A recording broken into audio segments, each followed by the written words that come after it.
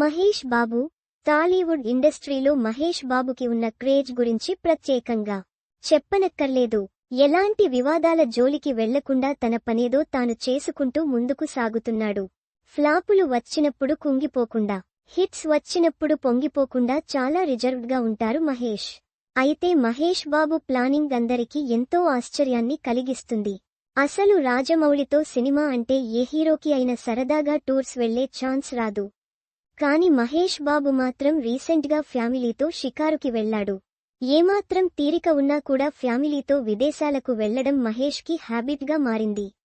రాజమౌళితో చేస్తున్న సినిమాకి కాస్త గ్యాప్ దొరకడంతో ప్రస్తుతం యూరోపియన్ దేశాలైన ఇటలీ, టస్కనీలో వెకేషన్కి వెళ్లాడు. మహేష్తో పాటు నమ్రత, సితార ఘట్టమనేని కూడా ఈ టూర్లో ఉన్నారు.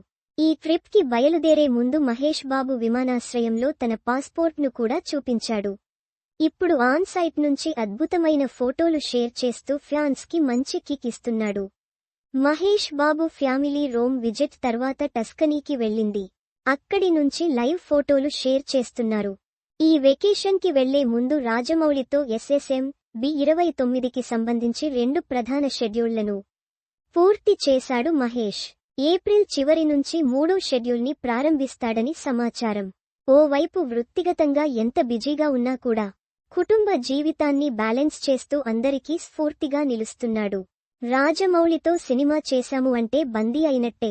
గతంలో ప్రభాస్, రామ్ చరణ్, ఎన్టీఆర్ వంటి వారు ఇంత సరదాగా బయట తిరిగింది లేదు.